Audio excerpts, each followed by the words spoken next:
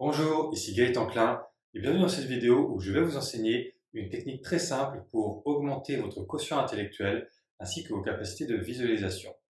Il se trouve qu'il y a une technique en particulier qui permet d'augmenter notre quotient intellectuel de manière qui est mesurable et qui est durable. Et c'est aussi une technique qui permet d'augmenter nos capacités de visualisation. Et j'ai choisi de vous enseigner cette technique parce qu'il y a beaucoup de gens qui me disent «Ah Gaëtan, tu sais, j'ai du mal à visualiser, je suis pas très bon en visualisation, j'ai pas beaucoup d'images dans ma tête».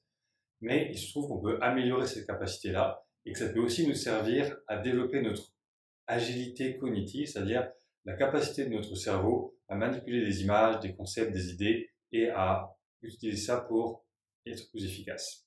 Alors, cette technique ne va pas vraiment vous rendre plus intelligent, mais ça va augmenter certains types d'intelligence, en particulier l'intelligence spatiale, visuelle, mathématique et l'intelligence qui permet de manier des concepts.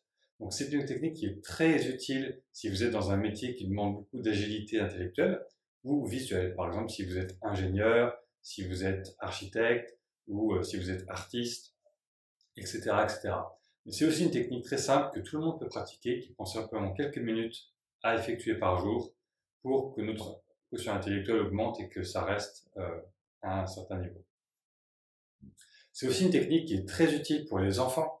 Et si vous avez des enfants vous-même ou autour de vous, je vais vous encourager à leur faire pratiquer la technique parce que ça va les rendre plus efficaces à l'école et ça va leur permettre d'augmenter leur confiance en soi et d'avoir de meilleures notes et que les choses aillent dans le bon sens. D'ailleurs, je pense que c'est une technique qui devrait être enseignée à l'école et qui devrait être pratiquée systématiquement parce que ça peut faire monter le quotient intellectuel si on la pratique régulièrement.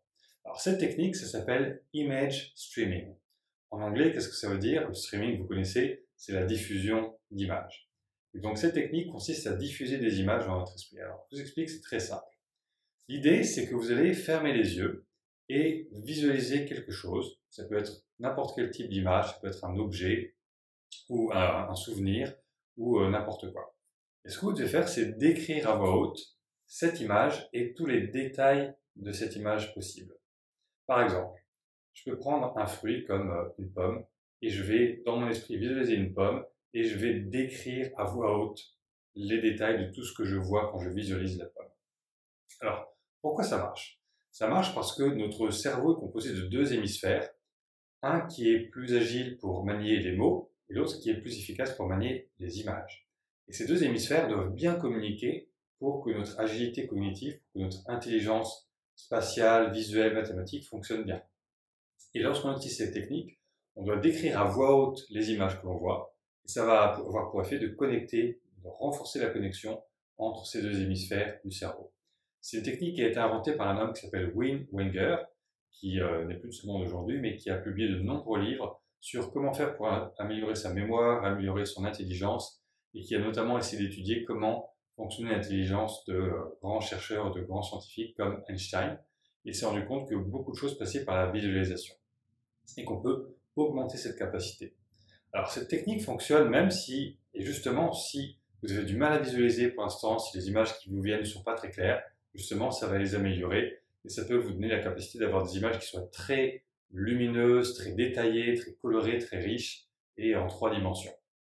Donc vous pouvez commencer là où vous en êtes et vous allez améliorer ça au fur et à mesure. D'ailleurs, si vous lisez l'anglais, je vous conseille les livres de Wim Wenger, ils sont vraiment très intéressants et plus détaillés que ce que j'ai pu vous expliquer dans cette vidéo. Mais vous n'avez pas besoin de ça pour pratiquer la technique. Donc la technique en pratique. Par exemple, si je reprends l'exemple d'une pomme, donc si je visualise dans ma tête une pomme, eh bien je vais visualiser la forme de la pomme.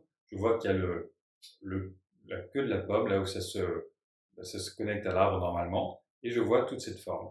Je vois aussi que dans la queue de la pomme, normalement elle est brune, mais à l'embout, c'est un peu plus jaune. Si je regarde la pomme elle-même, elle est plutôt verte, c'est un vert pâle, et je vois des stries plutôt un peu jaunes, avec des petits points aussi un peu bruns disséminés sur la pomme. Vous voyez dans cette description, je décris simplement ce que je visualise, même si c'est pas très riche ou très détaillé pour l'instant. Ça va entraîner mon cerveau à trouver des mots qui permettent de décrire ce que je vois et ça va améliorer l'image.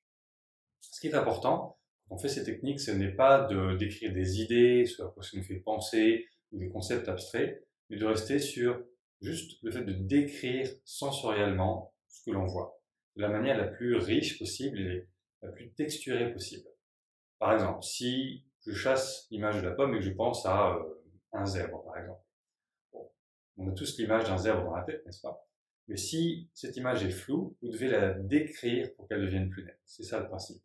Donc si je vois un zèbre, eh bien, je vais voir la forme de l'animal, je vois toutes les alternances de blanc et de noir, et je vois un peu les différentes zones du corps, je vois que ça s'alterne entre blanc et noir à différents endroits.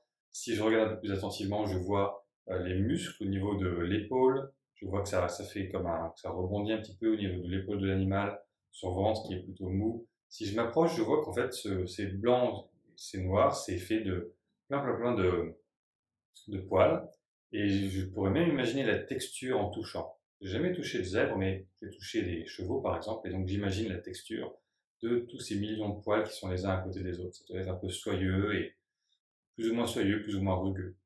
Et puis ensuite, si je descends dans la jambe, je vois la taille de la jambe, comment ça se réduit en descendant. Je vois l'articulation du genou qui est un peu plus...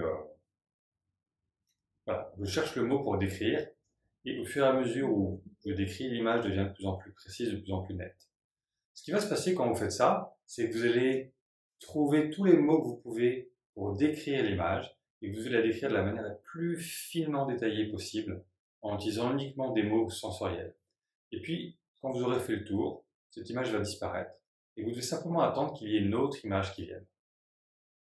Si vous avez du mal à commencer, vous pouvez commencer par simplement fermer les yeux et décrire la différence de couleur qu'il y a dans votre champ visuel quand vous avez les yeux fermés.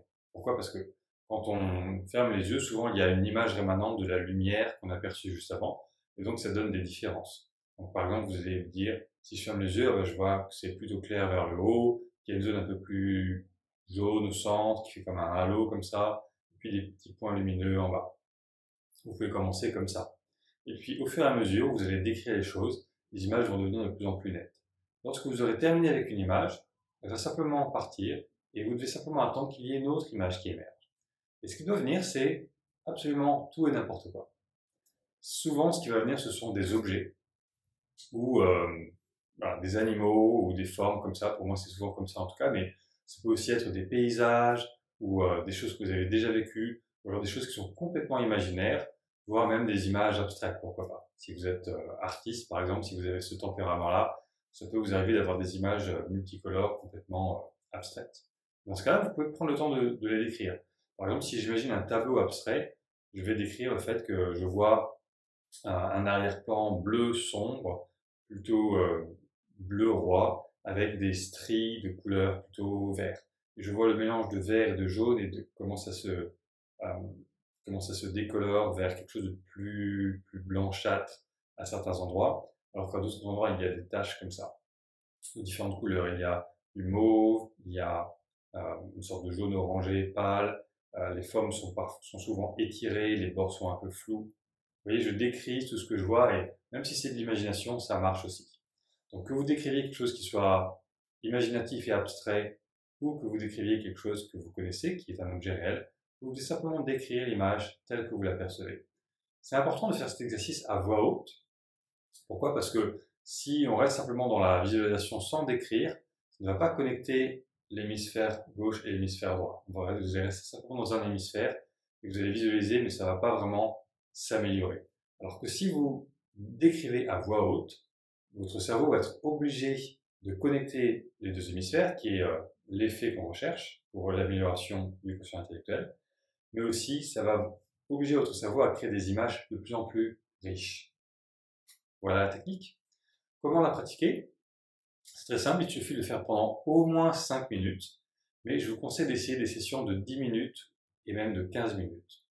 Il y a une étude qui a été faite par l'université du Minnesota il y a de nombreuses années qui a montré que si on pratique cette technique régulièrement, notre quotient intellectuel augmente de plusieurs points. En général, c'est à peu près 1 point pour 1 heure de pratique de cette technique. C'est génial, si vous pratiquez 10 minutes par jour, en 2 semaines, vous aurez gagné 1 point de QI. Et si vous faites ça pendant 2 mois, 3 mois, 4 mois, votre QI va augmenter et c'est quelque chose qui est mesurable. Donc, je vous encourage vraiment à le pratiquer régulièrement. Vous n'avez pas besoin de le faire tous les jours, mais faites-le de temps en temps pendant des petites séances de 5, 10, 15 minutes. Et si vous voulez enseigner cette technique à des enfants, ce qui a vraiment beaucoup d'intérêt pour eux, vous pouvez le faire comme un jeu. Ne le faites pas comme si c'était, ne leur mettez pas la pression et pas de recherche de performance ou de résultats particuliers. Ça doit au contraire devenir quelque chose de ludique, quelque chose d'amusant. Et si vous apprenez à l'enfant à décrire ces images avec de plus en plus de vocabulaire, non seulement son vocabulaire va s'enrichir, mais en plus ça va être drôle et amusant et ces images vont devenir de plus en plus claires. Et plus ça va marcher, plus ça va être intéressant, parce que l'enfant va se dire « Waouh, ça marche, j'ai des images de plus en plus claires, je vois des choses ». Et donc ça va devenir de plus en plus intéressant. Ça va aussi développer leur confiance dans leur capacité cognitive, donc c'est génial. Vous devez vraiment faire ça comme un jeu et le faire petit à petit. Vous pouvez faire des séances de 5 minutes, par exemple, régulièrement. Vous pouvez faire ça tous les jours, c'est facile de prendre 5 minutes dans une journée pour faire l'exercice. Cette technique fonctionne aussi pour les gens qui ont une condition qu'on appelle l'aphantasie, c'est-à-dire les gens qui n'ont pas du tout d'image visuelle dans leur tête. Ça va être un peu plus difficile pour vous si vous êtes dans cette catégorie au départ, mais justement, si vous pratiquez de temps en temps, des petits bouts par-ci par-là, vous allez remarquer que finalement vous commencez à avoir des images. Maintenant, vous pouvez commencer, c'est tout simplement en décrivant que quand vous fermez les yeux, c'est plus ou moins lumineux, ou plus ou moins gris, ou plus ou moins sombre. Et puis vous pouvez choisir un souvenir et vous dire, tiens, je me souviens de cette personne-là. Quand je pense à cette personne, je me souviens qu'elle a des lunettes, qu'elle a les cheveux bruns, qu'elle portait un vêtement en vert, la forme de son visage plus ou moins. Même si c'est très flou au départ, plus vous vous entraînez et plus votre cerveau va comprendre « Oh, je dois créer des images maintenant, je dois me mettre au travail ». Et votre cerveau va trouver comment faire parce qu'il y a une capacité qu'on appelle la neuroplasticité, qui est la capacité du cerveau à se reconfigurer et à améliorer ses propres capacités pour développer certaines compétences, y compris la compétence de visualiser. Ça se développe, ça se travaille, c'est un peu comme un muscle. Donc, je vous encourage à le pratiquer régulièrement.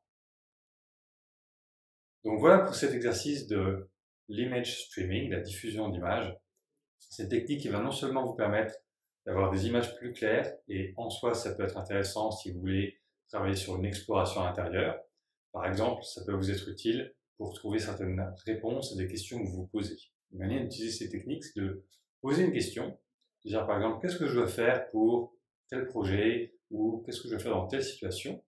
Et ensuite, de laisser venir les images et de décrire les images. Au début, vous allez sûrement avoir des images qui n'ont rien à voir avec la question. Mais au fur et à mesure où les images vont passer, de nouvelles images vont arriver, vous allez remarquer qu'il y a certains thèmes qui reviennent, ou certaines caractéristiques dans les images que vous voyez, qui créent une sorte de fil conducteur. Et ce fil conducteur va sûrement vous amener à avoir des idées qui répondent à la question que vous aviez posée. Pour ça, il faut pratiquer pendant au moins 10-15 minutes. Et ça peut être une méthode très intéressante pour explorer votre monde intérieur et pour trouver des solutions concrètes aussi, de nouvelles idées pour les défis que vous rencontrez. J'espère que cette vidéo vous a plu et surtout pratiquez la technique, mettez-la en pratique régulièrement. Si vous avez des questions, n'hésitez pas à me laisser un commentaire et si vous n'avez pas de questions, laissez-moi aussi un commentaire et un petit pouce pour la vidéo, ça m'aide pour le référencement. Merci à vous et à bientôt pour d'autres vidéos.